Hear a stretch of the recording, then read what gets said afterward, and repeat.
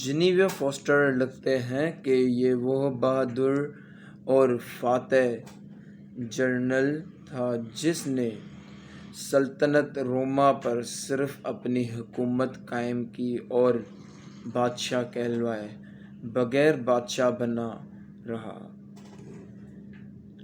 तो ज़ेर नज़र हर तस्वीर के दो पहलू होते हैं, जिसमें से एक पहलू आपको बता दिया है और दूसरा पहलू बताएंगे। ये इस शख्सियत की बात हो रही है जिसका नाम है जूलियस सीज़र। जूलियस सीज़र का एक पहलू बता दिया है, दूसरा पहलू बताने के लिए जुड़े रहिए। एक बार फिर से आपको खुशामदीद करते हैं बुरे लोगों के साथ रैंडम में। तो आज हम जूलियस सीज़र की बात करेंगे। जूलियस सीज़र जो है 102 हिजरी में पैदा हुए थे और जूलियस सीज़र के बारे में कहा जाता है कि वो एक इंतहाई बहादुर शख्स थे जो बादशाह कहलाए बगैर एक ऐसी शख्सियत लोगों के बीच में अपनी रखते थे कि बादशाह से भी बढ़कर थी, जिसका एक एग्जाम्पल अभी एक न्यू मूवी आई है साउथ इंडियन, तो बिच्छू गाठी। तो वो अगर आप देख लेंगे तो सेम स्टोरी उससे मिलती जुलती है। पूरी की पूरी स्टोरी यही है, पूरी की पूरी सेम चीज़ उन्होंने बना के रखी है। तो जूलियस सीज़र इस तरीके से, जूलियस सीज़र कुछ लोगों की नज़र में बहुत बहादुर थे, ईमानदार थे और एक अच्छे सिपाही थे, लेकिन क्यों बुरे लोगों की लिस्ट में उसका नाम शामिल हमने किया है, क्यों हमने जूलियस सीज़र को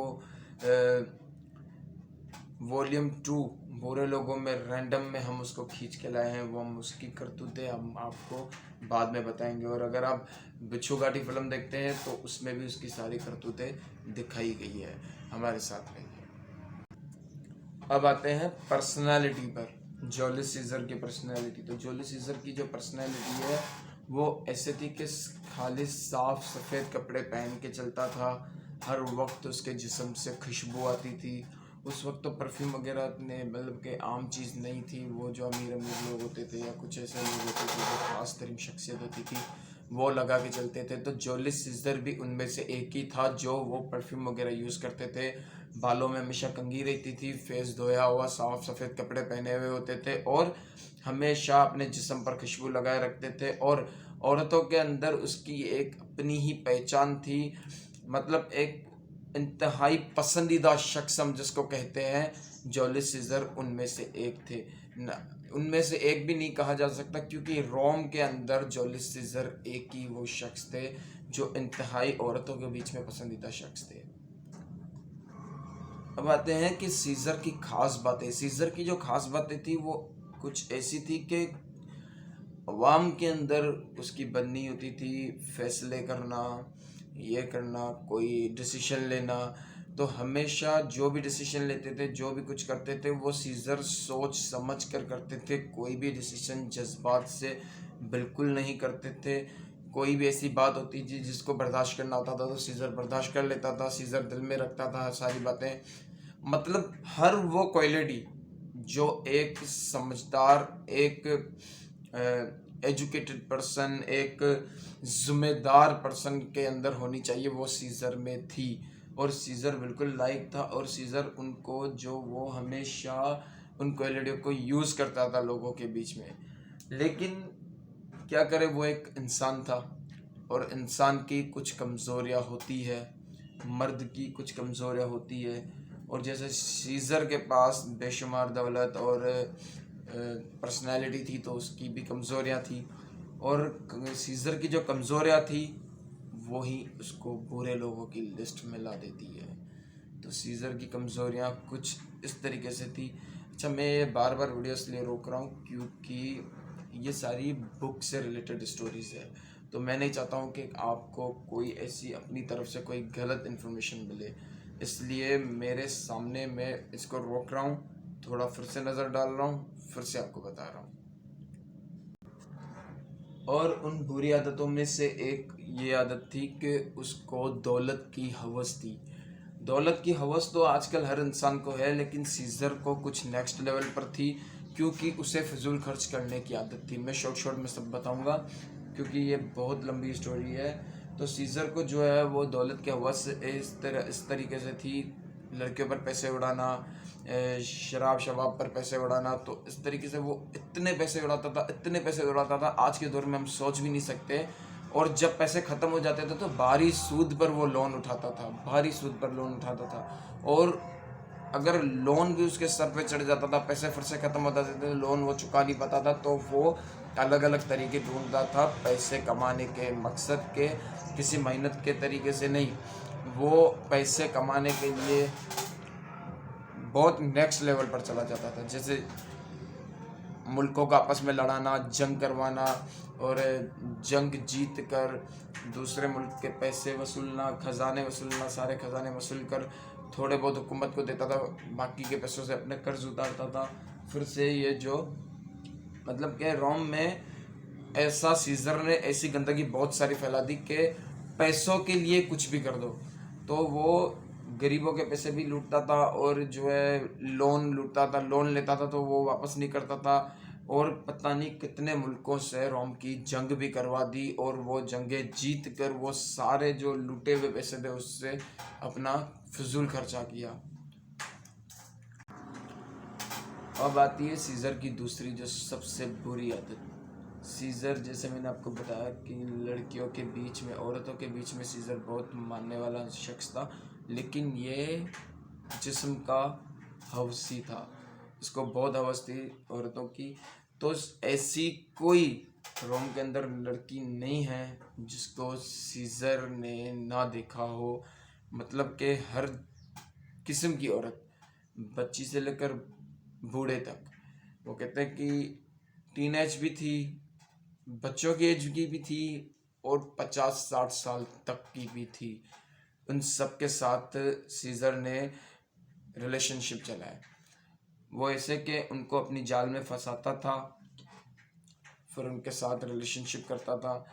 फाइनली ये हुआ कि सीज़र के जो भाई जैसे दोस्त थे उनको भी नहीं छोड़ा सीज़र ने, क्योंकि सीज़र अपने भाई, अपने दोस्त की बहन के साथ भी रिलेशन में था, और अपने दोस्त की माँ के साथ भी रिलेशन में था। सीज़र ने कुल 3 शादियां की, जिसमें से एक उसके दोस्त की बहन थी, और सबको तलाक देता रहा, क्योंकि शादी करता था पसंद करके, फिर उसको कोई और पसंद आ जाती थी, फिर उसको तलाक देकर फिर दूसरी से शादी करता था, फिर उसको तलाक देकर फिर तीसरी से, और एक के साथ शादी थी, 10 लड़कियों के साथ इसका चक्कर था। इस तरीके से इंतहाई इस सीज़र के हाथों से कितने 100 घर बर्बाद हो गए, कितने 100 तलाक उन दिनों हुए, वो आज तक कोई किताब नहीं लिखती। बस ये लिखते हैं कि बेरहमी से घर बर्बाद हुए, बेरहमी से शक पैदा हुए, बेरहमी से कत्ल हुए, उस दिन बेरहमी से तलाक हुए। किसी का दोष ना होता था, बस सिर्फ सीज़र का कसूर था। सीज़र की वजह से ये घर टूटा, सीज़र की वजह से वो घर टूटा। उस दिनों रोम में जितने भी घर टूटते थे सबकी वजह होती थी सीज़र। सीज़र ने आज इस लड़की के साथ चक्कर चलाया, आज इस लड़की के साथ चक्कर चलाया, किसी की माँ के साथ रिलेशन, किसी की बहन के साथ रिलेशन, किसी की बीवी के साथ रिलेशन, किसी की बेटी के साथ रिलेशन। इस तरीके से सीज़र ने उन दिनों रोम में सैकड़ों घर बर्बाद किए। ये मतलब एक कत्ले आम ही हुआ यार। अब आते हैं स्टोरी के आखिर की तरफ। स्टोरी के आखिर की तरफ कुछ ऐसा था कि सीज़र, जैसे कि मैंने आपको बताया पहले कि सीज़र दौलत के नशे में था। तो अब दौलत सारी ख़त्म होने के बाद सीज़र ने कुछ इस तरीके से कदम उठाया कि अगर किसी ने 2 लाख पाउंड की ऑफ़र कर दी तो सीज़र ने उसके मुल्क के साथ बैठ के जंग करवा दी। सीज़र ने रोम को उस ब्रिटिश के साथ जंग करवा दी, इनके साथ, मतलब कि जो भी आसपास के मुल्क थे वहाँ पर जंग करवाता रहता था सीज़र हमेशा। और सीज़र ने बिल्कुल एक ऐसा निज़ाम ला दिया था कि मुल्क से पूरी की पूरी जमहूरियत ख़त्म हो गई थी।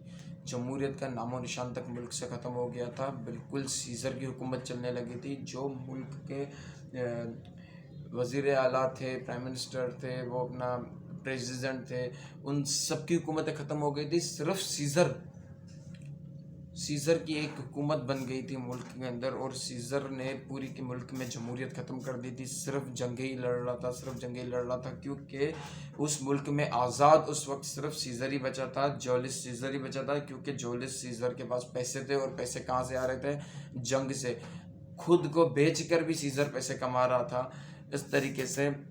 तो उस मुल्क की आवाम जो है वो सीज़र से बहुत परेशान आ गई। लेकिन कहते हैं ना, हर किसी का एक ना एक अंत होता ज़रूर है। एक दिन जमहूरियत पसंद लोगों ने मिलकर सीज़र को धोखे से कत्ल कर दिया।